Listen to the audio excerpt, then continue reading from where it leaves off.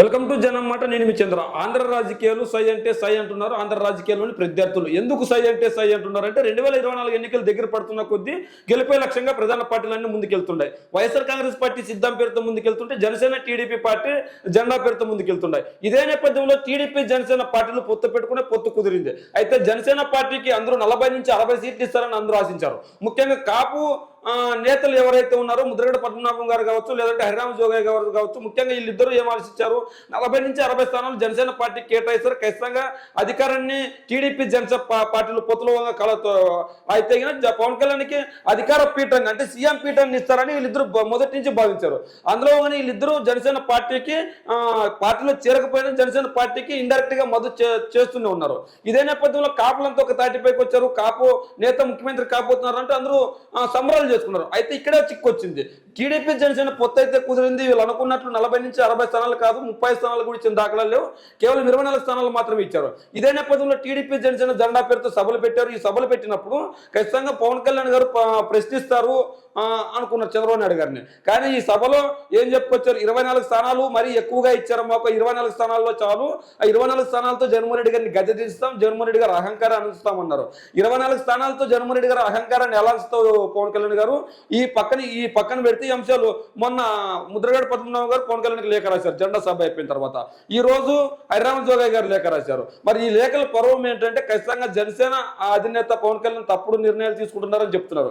మొన్న ముద్రగడ పద్మనాభం గారు కూడా ఏమన్నారు, ఖచ్చితంగా మీరు నిర్ణయాలు తీసుకోలేరు, ఇంకోరు పర్మిషన్ ఇస్తే మీరు నిర్ణయాలు తీసుకుంటున్నారు అన్నారు. అంటే ఇప్పుడు వైఎస్ఆర్సీపీ అధినేత జగన్మోహన్ రెడ్డి గారు స్వతహా నిర్ణయాలు తీసుకుంటారు.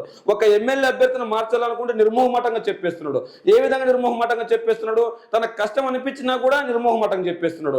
నీవు ఇదే పార్టీలో నీ సీట్ అయితే మారుస్తున్నాడు, నువ్వు ఇదే పార్టీలో కొనసాగితే కనుక నీకు సముచిత న్యాయం కల్పిస్తాను, నేను చూసుకుంటాను, నిన్ను వెనకేసుకొని వస్తాను అని చెప్పాడు. ఒకవేళ నీకు ఈ పార్టీలో ఇష్టం లేకపోతే నీ ఫర్దర్ ఆలోచనలు నీ ఇష్టం వచ్చిన నిర్ణయాలు తీసుకో, అంటే నువ్వు పార్టీలో కొనసాగితే నిన్ను చూసుకుంటాను అంటాడు. ఒకవేళ నీకు కొనసాగించే ఉద్దేశం లేకపోతే నువ్వు పార్టీ మారే అవకాశం కూడా వాళ్ళకి ఇస్తున్నాడు. మరి ఇదే నేపథ్యంలో వైఎస్ఆర్సీపీ అధినేత జగన్మోహన్ రెడ్డి గారు నిర్ణయాలు ఎప్పటికప్పుడు కరాఖండిని తీసుకుంటే ఆ జనసేన అధినేత నిర్ణయాలు తీసుకోలేకపోతున్నారు. 24 స్థానాలు తీసుకొని జగన్మోహన్ రెడ్డి గారిని గద్దె తీస్తున్నట్టున్నాడు. మరి జనసేన బాగు గురించి, ప్రత్యేకించి మీ బాగు గురించి నేను ఇచ్చే సలహాలు మీకు నచ్చినట్లు లేదు. హరిరామ జోగయ్య గారు ఏమని చెప్పుకొస్తున్నారంటే జనసేన బాగు గురించి, పవన్ కళ్యాణ్ బాగు గురించి సలహాలు ఇస్తుంటే మీకు నచ్చట్లేదు అంటున్నాడు. అదేవిధంగా ఈ విషయం బహిరంగ సభలో నా పేరు పెట్టి మరి అనకపోయినా ఎల్లో మీడియా ప్రచారం చేస్తున్న తప్పుడు వార్తలు చూస్తే అలానే అనిపిస్తుంది. ఎల్లో మీడియా వారి ప్రయత్నం ముఖ్యంగా మీకు నాకు మధ్య తగదులు పెడుతున్నట్లు కనబడుతుంది. మిమ్మల్ని మరింతగా ఒంటరి చేస్తూ చంద్రబాబుకు మీరు మరింత దాహసం అనిపించేటట్లు చేయాలనే కర్త చర్యలు అనిపిస్తుంది. అయితే ఇక్కడ హరిరామ జోగయ్య పవన్ కళ్యాణ్ సలహాలు ఇస్తుంటే ఆ సలహాలు ఖచ్చితంగా ఎల్లో మీడియాకి నచ్చట్లేదు. వాళ్ళ రాతలు వాళ్ళ చేష్టలు అలానే ఉన్నాయి. వచ్చే ఎన్నికల్లో ఖచ్చితంగా మీరు బాగుపడాలి, మీ పార్టీ బాగుపడాలంటే నా సలహాలు తీసుకోండి, నాకు ఎటువంటి లబ్ధి చేకూర్చాల్సిన అవసరం లేదన్న విధంగా కూడా రాస్తున్నాడు. అయితే హరిరామ జోగయ్య మాటలు ఏంటంటే ఇక్కడ హరిరామ జోగయ్యకు పవన్ కళ్యాణ్కు తగదవు పెట్టి వీళ్ళను వచ్చే ఎన్నికల్లో ఎలాగైనా విడదీయాలి ఖచ్చితంగా అన్న విధంగా ఈ ఎల్లో మీడియా ప్రయత్నాలు చేస్తుంది. మరి హరిరామ జోగయ్య ఇంకా ఏం చెప్పుకొచ్చారంటే చంద్రబాబు నాయుడు గారు ఒక్క మాట అంటే ఒక్క మాట అనట్లేదు, మీరు ప్యాకేజ్ ఇస్తారని ప్రతిపక్షాలు విమర్శలు చేస్తున్నాయి. వైఎస్ఆర్సీపీ నాయకులు అంటున్నారు, వైఎస్ఆర్సీపీ కార్యకర్తలు అంటున్నారు. ఇదే విషయాన్ని మెజారిటీ ఆంధ్ర ప్రజలు నమ్ముతున్నారు.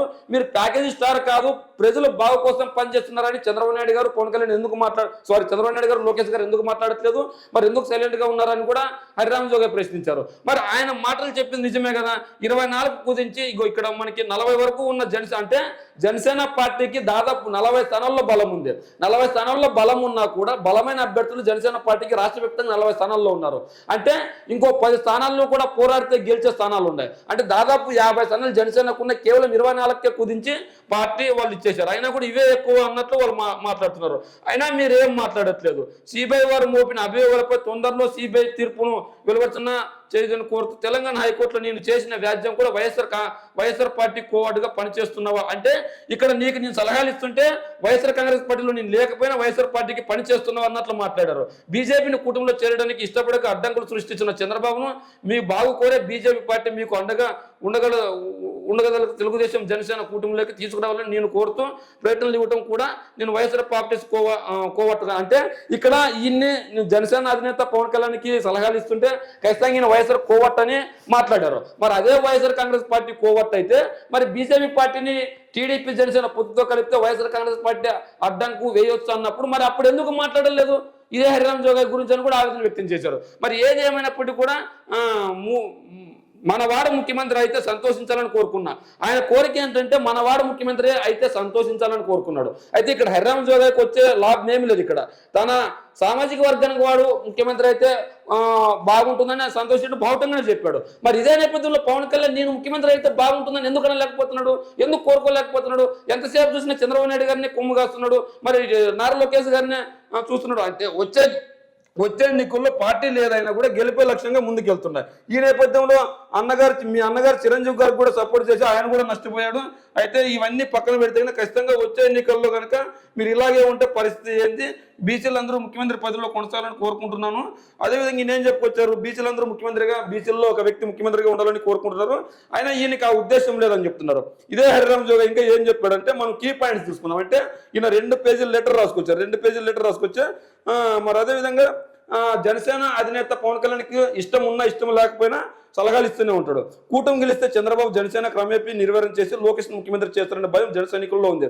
అందుకే పవన్ కళ్యాణ్ ఆ గౌరవం దక్కాలని నేను డిమాండ్ చేయడం నేరమా? అయితే ఇక్కడ ప్రధానమైన డిమాండ్ ఏంటంటే జనసేన అధినేత ముఖ్యమంత్రి అయితే బాగుంటుందని జన సైనికులు ఆంధ్రప్రదేశ్ కోరుకుంటున్నారు అని చెప్పారు. ఒకవేళ ఆయన కాకపోతే చంద్రబాబు నాయుడు గారికి వయసు అయిపోయింది, ఇంకా పని చేత కాదు, అందులో భాగంగా నారా లోకేష్ గారిని హైప్ చేసి నారా లోకేష్ గారిని ముఖ్యమంత్రి చేస్తే మన రాష్ట్రం ఇబ్బంది పడుతుందని చాలా మంది ప్రజలు అనుకుంటున్నారు. అందులో భాగంగా ప్రముఖంగా నమ్మేవాళ్ళు జన సైనికులు చంద్రబాబు నాయుడు గారి కంటే ముఖ్యంగా పవన్ కళ్యాణ్ ముఖ్యమంత్రి ముందుగా అయితే బాగుంటుంది అనుకున్నారు చంద్రబాబు నాయుడు తర్వాత. అయితే ఇక్కడ చంద్రబాబు నాయుడు తర్వాత నారా లోకేష్ గారిని తెరపైకి తీసుకొని వస్తారు, నారా లోకేష్ ముఖ్యమంత్రి అవుతాడు, అప్పుడు ఇబ్బంది పాలవుతుంది. మరి కార్యకర్తలకు మీరు ఏం భరోసా ఇస్తారు? మరి మీరు ముఖ్యమంత్రి కావాలనుకోవడం నేను చేసిన నేరమా అని కూడా ఆయన ప్రశ్నిస్తున్నారు. మరి ఆయన మాటల్లో తప్పేముంది? ఇప్పుడు చంద్రబాబు నాయుడు గారు తన కొడుకును ముఖ్యమంత్రిని చేసుకోవాలని చూస్తాడు, కానీ పవన్ కళ్యాణ్ ముఖ్యమంత్రిని చేయాలని ఎందుకు కోరుకుంటాడు? మరి పవన్ కళ్యాణ్ ముఖ్యమంత్రి చేయదలుచుకుంటే కనుక దాదాపు 50 నుంచి 60 స్థానాలను కేటాయించాలి కదా. మరి ఈ డౌట్ ఎందుకు వెళ్ళచ్చు పవన్ కళ్యాణ్ గారికి? మిమ్మల్ని ప్యాకేజ్ స్టార్ అని వెక్కిరిస్తుంటే ఆ ప్రచారం చంద్రబాబు లోకేష్ ఎందుకు ఖండించడం లేదని కూడా ప్రశ్నించారు. మరి వాళ్ళు కూడా ప్యాకేజ్ ఇస్తున్నట్లే మనం నమ్మాలా? ఇప్పుడు నన్ను జీతం తీసుకొని డబ్బులు చేస్తున్నామని కొందరు అంటారు. నేను జీతం తీసుకుంటా డబ్బులు చేస్తున్నప్పుడు ఖచ్చితంగా తీసుకోకపోతే తీసుకోలేదని చెప్తా, తీసుకుంటే తీసుకున్నానని చెప్తా. అది ఎవరు చెప్పాలి?